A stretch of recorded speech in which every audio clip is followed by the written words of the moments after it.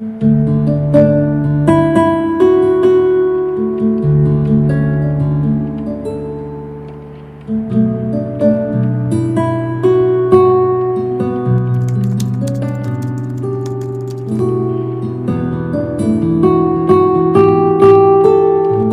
Ibu serta saudara-saudara dikasihi Tuhan, renungan firman Tuhan buat kita sekalian di minggu hari ini terambil dari Injil Matius pasal 18 ayat 12 hingga yang ke-14. Demikian firman Tuhan. Bagaimana pendapatmu jika seorang mempunyai 100 ekor domba dan seekor di antaranya sesat? Tidakkah ia akan meninggalkan yang 99 ekor di pegunungan dan pergi mencari yang sesat itu? Dan aku berkata kepadamu, sesungguhnya jika ia berhasil menemukannya, lebih besar kegembiraannya atas yang seekor itu daripada atas yang ke-99 ekor yang tidak sesat. Demikian juga Bapamu yang di sorga tidak menghendaki supaya seorang pun dari anak-anak ini hilang. Berdasarkan pembacaan firman Tuhan di atas, maka renungan firman Tuhan hari ini akan saya sampaikan kepada kita sekalian dengan tema Tuhan tidak mau kehilangan kita. Kalimat dari tema ini terdapat di dalam ayat yang ke-14. Demikian firman Tuhan. Demikian juga Bapamu yang di sorga tidak menghendaki supaya seorang pun dari anak-anak ini hilang.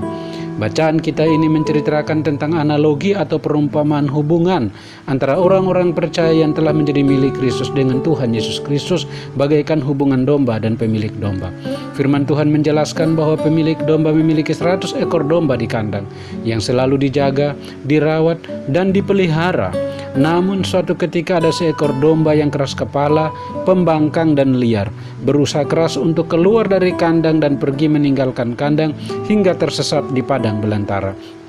Mengetahui bahwa seekor domba telah keluar dari kandang dan pergi meninggalkan kandangnya hingga tersesat di padang belantara, sang pemilik domba memutuskan untuk meninggalkan 99 ekor domba di kandang dan pergi mencari seekor domba yang telah tersesat, yang nyawanya sedang terancam bahaya binatang buas atau sedang berada di tepi jurang yang sangat membahayakan hidupnya.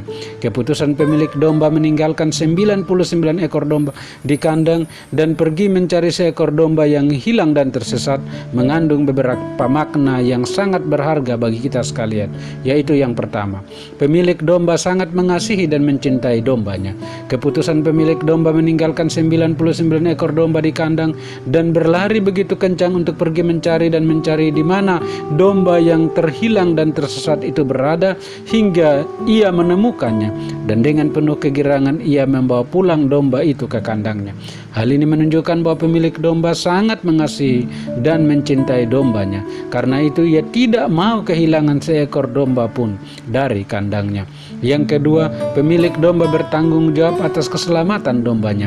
Keputusan pemilik domba meninggalkan 99 ekor domba di kandang dan berlari begitu kencang untuk pergi mencari di mana domba yang hilang dan tersesat itu berada hingga ia menemukannya, dan dengan penuh kegirangan ia membawa pulang domba itu ke kandangnya.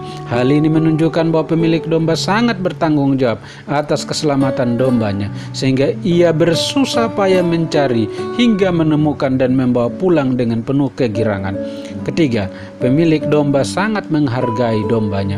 Keputusan pemilik domba meninggalkan 99 ekor domba di kandang dan berlari begitu kencang untuk pergi mencari di mana domba yang hilang dan tersesat berada hingga ia menemukannya, dan dengan penuh kegirangan ia membawa pulang domba itu ke kandangnya. Hal ini menunjukkan bahwa pemilik domba sangat menghargai dombanya walau yang hilang cuma seekor. Bapak Ibu serta saudara-saudara dikasihi Tuhan, ketahuilah bahwa Tuhan Yesus yang adalah Bapa kita di sorga sangat mengasihi dan mencintai kita. Dia sangat bertanggung jawab atas keselamatan jiwa kita. Dia juga sangat menghargai hidup kita karena hidup kita sangat berharga di matanya. Itulah sebabnya Tuhan tidak mau membiarkan kita terus terhilang dan tersesat di hadapannya.